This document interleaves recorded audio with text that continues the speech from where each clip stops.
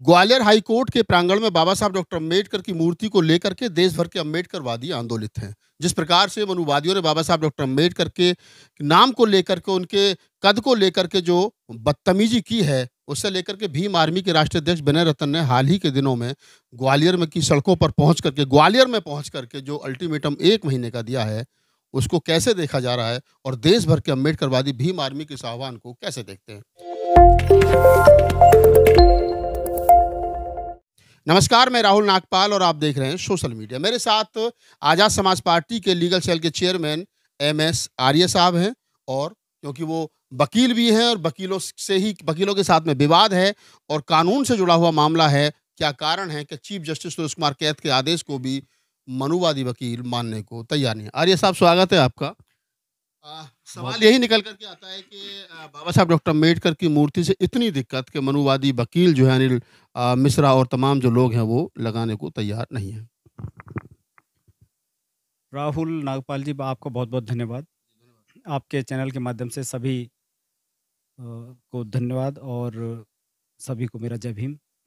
जैसा कि आपको पता है, प्रकरण में कि 11 तारीख को एक आंदोलन बहुत बड़ा इसी प्रकरण में आगे हुआ, जो ग्वालियर में जाकर के एक बहुत बड़ी जनसभा के रूप में वो जितने भी अम्बेडकरवादी आंदोलनकारी साथी थे हमारे भीम आर्मी आज़ाद समाज पार्टी के, सभी वहाँ पर गए। आदरणीय राष्ट्रीय अध्यक्ष विनय रतन सिंह जी भी वहाँ पर गए, हम भी वहाँ पर गए।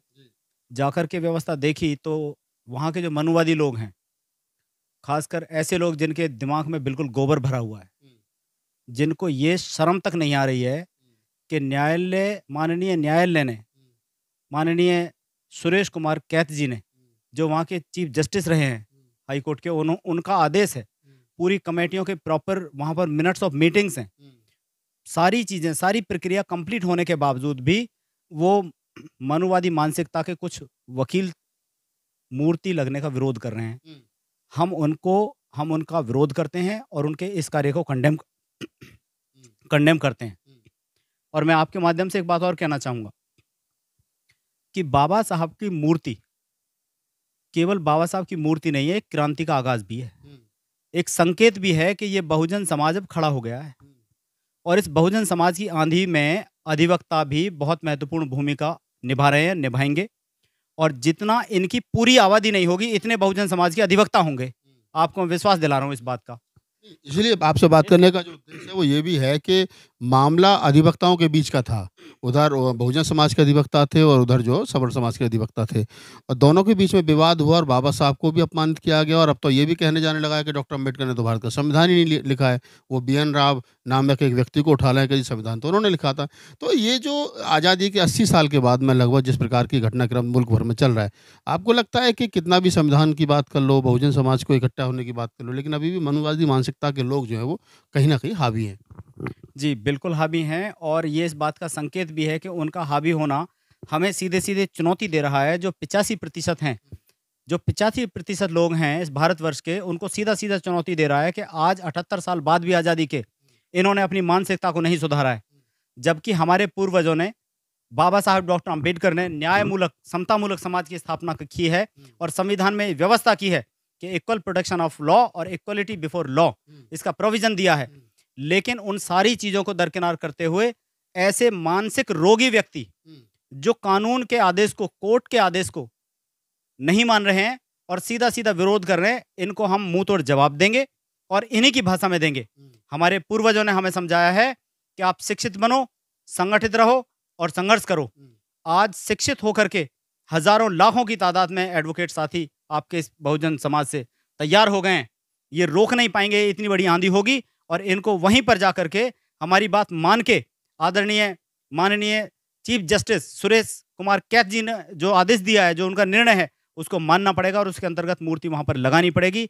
ये हम आपको विश्वास दिला रहे हैं। आप कह रहे हैं कि विश्वास दिला रहे हैं, लेकिन सवाल वही निकल करके आता है कि ब्राह्मण, मैं ब्राह्मण ही कहूँगा खास, क्योंकि पार्टिकुलर दो ही नाम, एक पाठक जी और एक मिश्रा जी, दो ही नाम निकल करके आ रहे हैं और वो दो ही वकील हैं जो लीड कर रहे हैं उस आंदोलन को, और उनको बुला करके दिल्ली में सम्मानित भी किया है ब्राह्मण महासभा ने। तो मेरा सवाल निकल करके वही आता है कि क्या कारण है कि ब्राह्मण सुप्रीम कोर्ट में बाबा साहब की मूर्ति लगी, द्रौपदी मुर्मू जी उसमें रहीं, वाईडी चंद्रचूड़ साहब उसमें रहे जो चीफ जस्टिस थे उस समय पर। उसके बावजूद भी विरोध हो रहा है। डॉक्टर अम्बेडकर की मूर्ति से डर है या वैचारिकी से डर है? देखिए, आपको ये तो बात पता है कि हमारे पूर्वजों ने भी ये बातें लिखी हैं कि और अंग्रेज़ों ने भी ये बातें लिखी हैं that the Brahmin has no justifiable character, judicial character उनके पास नहीं नहीं है। है। न्यायिक जो मानसिकता न्यायिक है चरित्र नहीं है। वो चरित्र है ही नहीं उनके पास हुँ, बिल्कुल भी।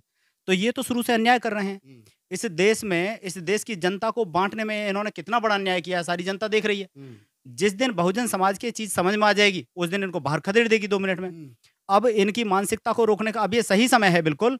देखिए, अब आपको मैं बता दूँ कि 2 तरीके से क्रांति होती है सर। आज वैचारिक क्रांति चल रही है नागपाल साहब। जी।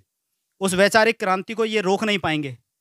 हमारे लोग जो कभी 85% लोग जिनको इन्होंने शिक्षा के अधिकार से वंचित कर दिया, हुँ, धन के अधिकार से वंचित कर दिया, सत्ता के अधिकार से वंचित कर दिया, आज वो शिक्षित भी हैं, धनवान भी हैं और सत्ता भी उनके पास है। हुँ, एडमिनिस्ट्रेशन में भी हैं। हुँ, आपने देखा माननीय सुरेश कुमार कैथ जी ने जब भी उनको मौका मिला, जैसे उनको मौका मिला उन्होंने कीर्तिमान स्थापित कर दिया, हुँ, ऐतिहासिक काम कर दिया।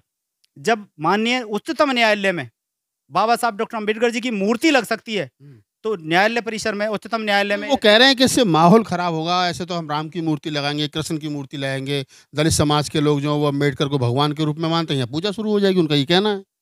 हम ये कह रहे हैं कि बाबा साहब डॉक्टर अम्बेडकर सीधे-सीधे कानूनी ज्ञाता थे।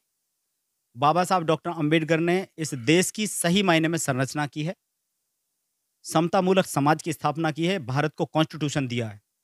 अगर किसी ने इतना बड़ा योगदान इस देश को खड़ा करने में किया है, इस देश की न्यायपालिका को खड़ा करने में किया है, तो न्यायपालिका में बाबा साहब डॉक्टर अम्बेडकर की मूर्ति क्यों ना लगे? आप किसी भी न्यायालय में जाकर के देखिए, वहाँ किसी न किसी वरिष्ठ अधिवक्ता की तस्वीरें होंगी, किसी न किसी की मूर्तियाँ होंगी। हुँ, बाबा साहब डॉक्टर अम्बेडकर जिन्होंने संविधान की संरचना की, संविधान के रचयिता माने जाते हैं, प्रकांड विद्वान, दुनिया में उनके जैसा कोई विद्वान नहीं है। उनके जन्म दिवस को नॉलेज डे के नाम पर मनाया जाता है। उनकी मूर्ति से भयभीत ये इसलिए हैं कि वो बिना बोलती हुई मूर्ति भी बहुत कुछ बोलती है। हुँ, सामाजिक क्रांति की बात बोलती है। आज ये मूर्ति लगेगी, केवल मात्र मूर्ति लगना नहीं है, बल्कि एक क्रांति को आगाज देना है उस ऐसे जगह पर जहां हमारी जनसंख्या वकीलों की कम है। हुँ, वहां उन्होंने ये मौका देख करके अपनी मानसिकता को एक्सरसाइज करना शुरू कर दिया। हुँ, वो ये ना समझें कि बहुजन समाज यहाँ कम है। बहुजन समाज के एडवोकेट्स अभी 1 महीने का अल्टीमेटम भीम आर्मी ने दिया है। 1 महीने बाद आप देखेंगे कि पूरे भारतवर्ष का वकील समाज वहाँ पर खड़ा होगा और जो बहुजन समाज के वकील हैं और जो सभी समाजों के वकील की मैं बात कर रहा हूँ, जो न्याय पसंद वकील हैं, जिन्हें न्यायपालिका में विश्वास है, हुँ। जो संविधान में आस्था रखते हैं, विश्वास रखते हैं, वो वहाँ पर जाएँगे और उनका विरोध करेंगे और मूर्ति वहाँ पर लगवाने का प्रयास करेंगे और मूर्ति वहाँ पर लगेगी।